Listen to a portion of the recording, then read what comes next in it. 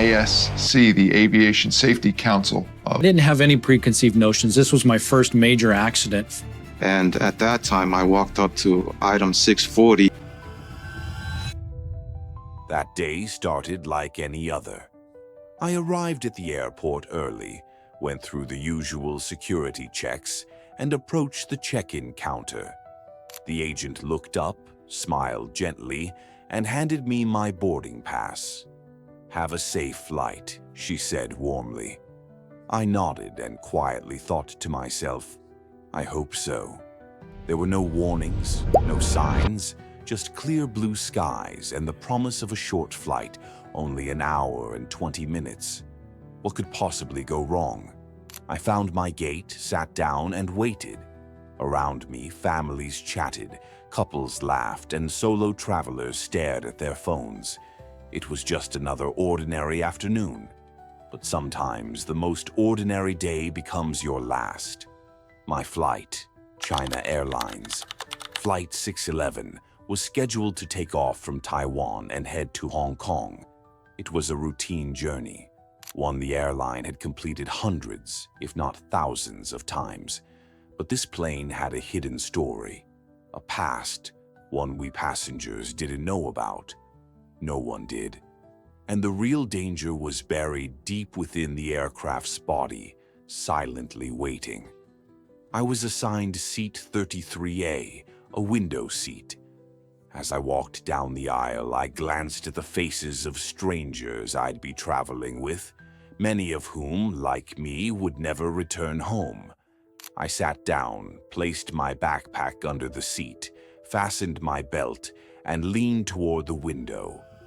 Outside, the airport workers moved with purpose, guiding luggage, inspecting tires, checking doors.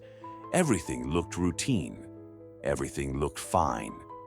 But then, a strange feeling crept over me. I'd flown many times before.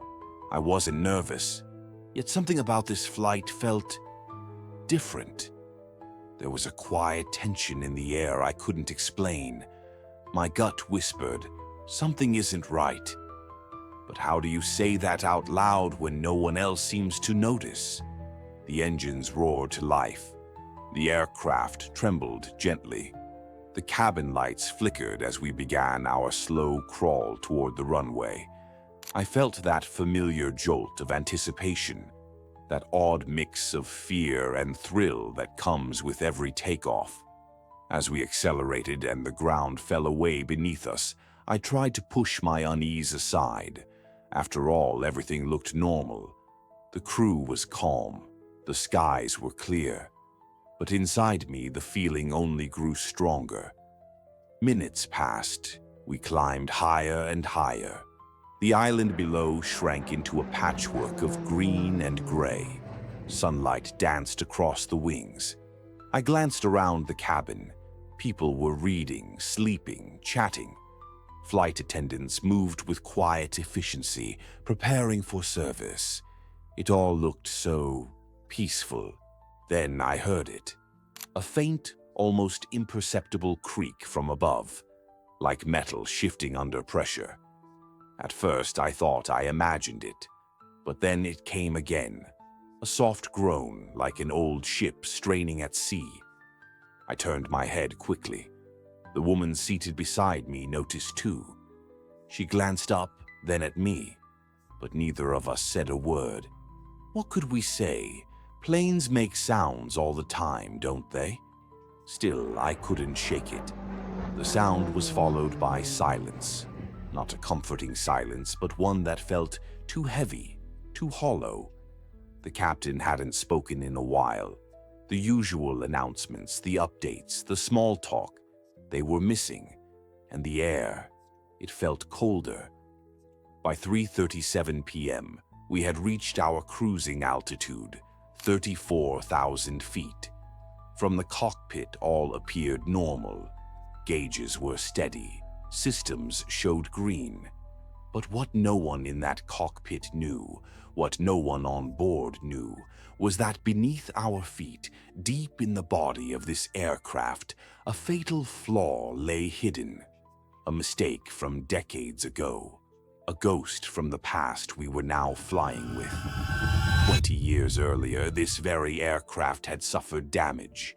Its tail had been compromised during a previous incident. It had been repaired, but not properly. The fix didn't meet international safety standards. It passed inspections. It was approved. But inside the fuselage, a weakness remained. A crack. A silent wound that never fully healed. And with every flight, that crack grew just a little bit more. The air inside the cabin remained still. I tried to distract myself, opened the in-flight magazine, looked out the window, counted the clouds. But the tension wouldn't leave. Then, another sound. Louder this time. A snap. A pop. I don't know how to describe it, but it made my heart jump. I turned again to the woman beside me. She opened her mouth as if to say something, but then came the moment. Everything tore apart. There was no explosion, no fireball, just the gut-wrenching sound of metal ripping, of pressure giving way, of something massive failing. And then, wind. The kind of wind you're not supposed to hear inside a pressurized cabin. The kind of wind that signals the sky has just swallowed your plane whole. In that instant, the world changed. One moment I was sitting in seat 33A, wondering what that sound was. The next I felt the air rush past me, my stomach lurch, and the world tilt violently. My ears rang, my heart pounded, and in that chaos there were no screams. Just silence and the roar of the wind. At 3:38 p.m., 1 minute after reaching cruising altitude, China Airlines Flight 611 vanished from radar. Gone. Without warning. Without a call for help. 1 second it was there. The next, it wasn't. Air traffic control was confused. They tried to make contact. Nothing. They scrambled jets to search. Nothing. Families waiting in Hong Kong received no news. Just silence. And then, hours later, the truth began to surface. Wreckage was found scattered across the Taiwan Strait. Floating debris, seat cushions, pieces of fuselage, and then, bodies. None had survived. All 225 souls on board were lost. The investigation began immediately. But answers wouldn't come quickly. How does a plane just disappear mid-flight? There were no signs of terrorism, no weather issues, no distress calls. The black boxes, once recovered, revealed a chilling timeline. Everything was fine, until it wasn't. Eventually, investigators uncovered the truth. The tail section, repaired improperly in the 1980s, had failed. The crack had grown with every flight, every pressurization cycle, every takeoff and landing, until finally, on May 25, 2002, it gave way. The plane had literally broken apart in midair. A mistake made 2 decades earlier had claimed 225 lives in seconds, and all we could do was ask, how many other mistakes are out there, hidden, waiting?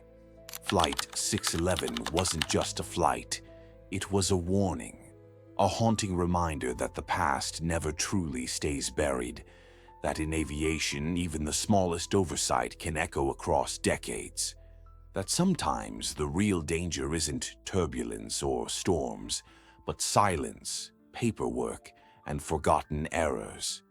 When you board a plane, you think of your destination. You imagine the arrival, the welcome hugs, the luggage carousel. But what if something from the past is flying with you? The story of Flight 611 deserves to be remembered, not just for the tragedy, but for the voices lost, the lessons learned, and the responsibility we all carry. Because sometimes, the past still flies with us.